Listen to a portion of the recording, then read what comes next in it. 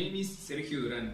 I'm 19 years old and I'm from Pachuca and I live in Tulancingo. I study veterinary medicine in the UAH. Hi, my name is Arizet. My last name is Aguilar Rios. I am 20 years old. I am studying in UAH. I am studying vet medicine. My name is Juan de Jesus. My last name is Juarez. I am 20 years old. I am from Apan Hidalgo. I am live Tulancingo Hidalgo.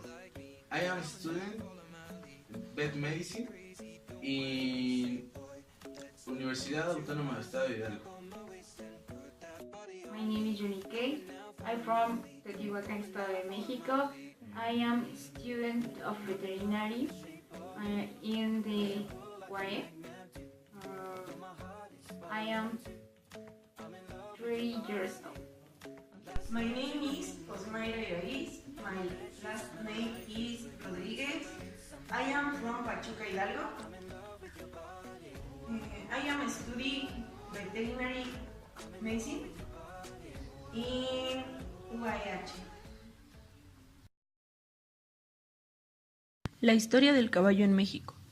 Con los primeros equinos traídos por Cristóbal Colón a las islas de las Antillas, se probó la eficacia de estos animales como arma de guerra y muy especialmente como instrumento psicológico que provocaba terror. La introducción de caballos en el México colonial comenzó inmediatamente después de la caída de Tenochtitlán.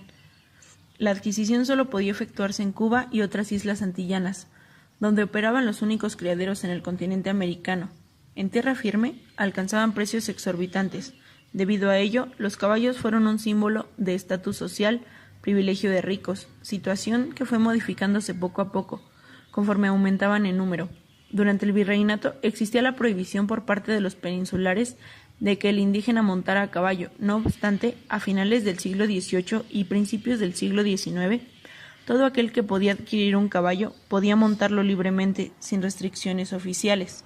El uso del caballo se extendió rápidamente a lo largo del entonces enorme territorio mexicano, volviéndose indispensable como medio de transporte y en numerosas actividades cotidianas, tanto del medio urbano como del rural.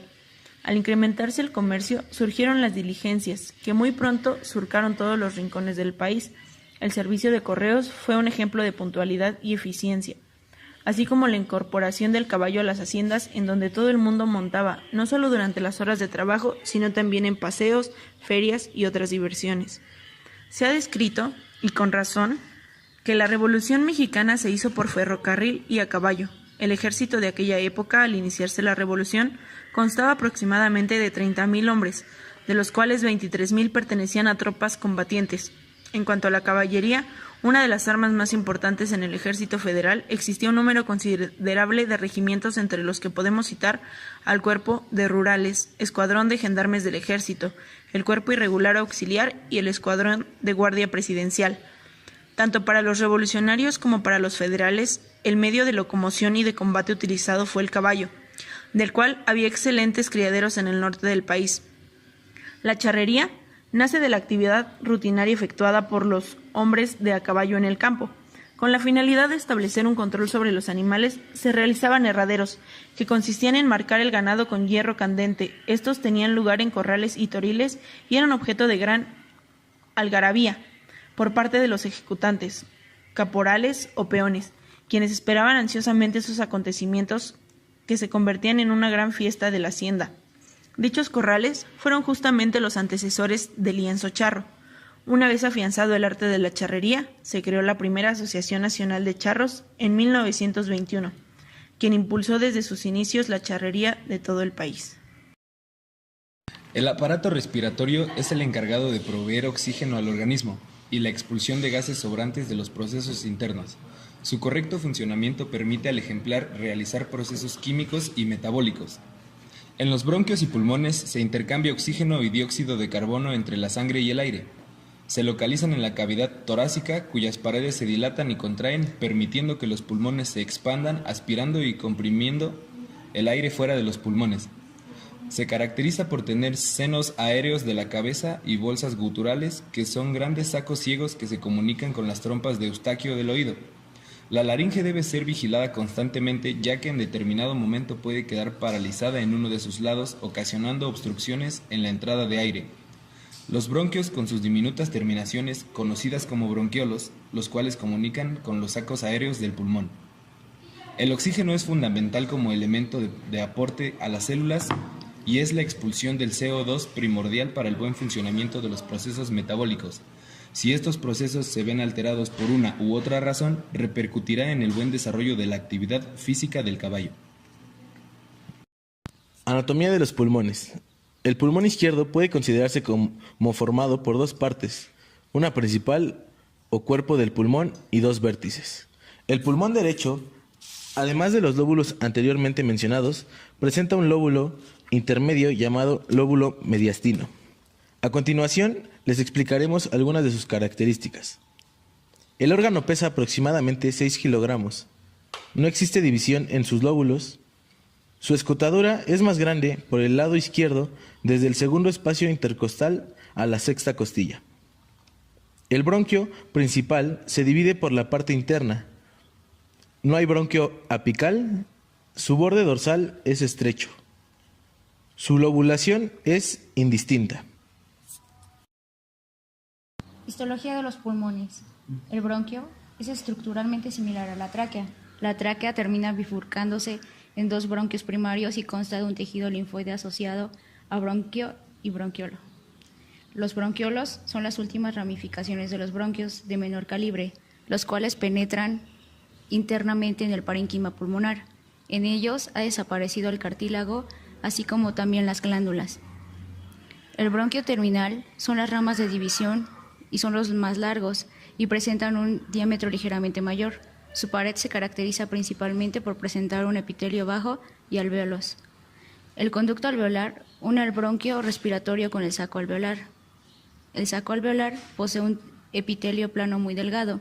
Los conductos alveolares, sin los últimos segmentos en presentar fibras musculares lisas, terminan en dos sacos alveolares, los cuales son un verdadero saco de racimos de alvéolos.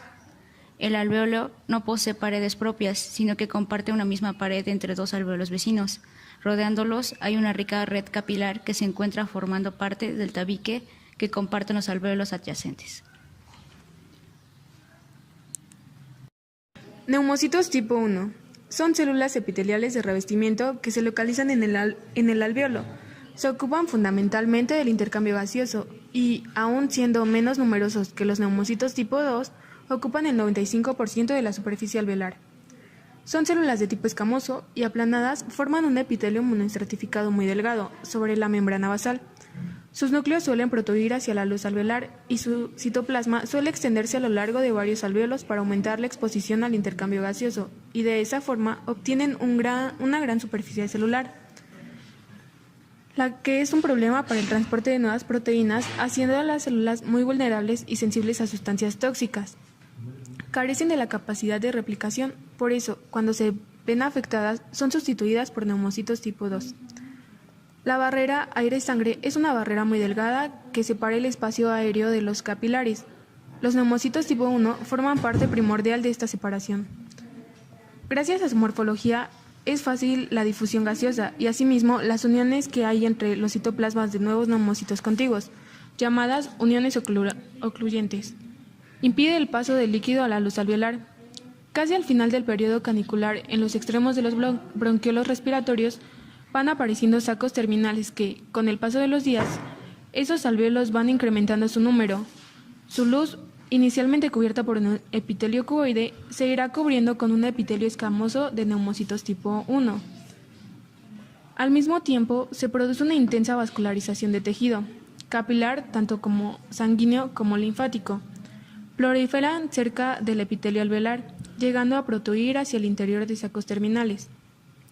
A medida que los neumocitos tipo 1 se multiplican y se van apartando y adelgazando su citoplasma, con estos cambios se forma una membrana alveolocapilar lo suficientemente delgada para permitir el intercambio gaseoso. En el periodo fetal tardío, los pulmones son capaces de respirar debido a que la membrana alveolo-capilar es lo suficientemente delgada y existe una cantidad adecuada del factor tensoactivo para permitir el intercambio gaseoso, pero se conoce más que el 95% de los alvéolos maduros se forman después del nacimiento.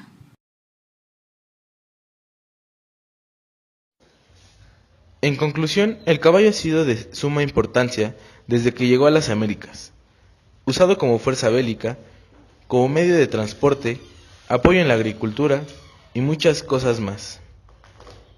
Este ejemplar tiene un gran sistema respiratorio que les permite alcanzar grandes y largas distancias a altas velocidades. Los neumocitos tipo 1 son las principales células que permiten este intercambio gaseoso, gracias a su estructura. Por eso son tan importantes para el proceso respiratorio de este gran animal.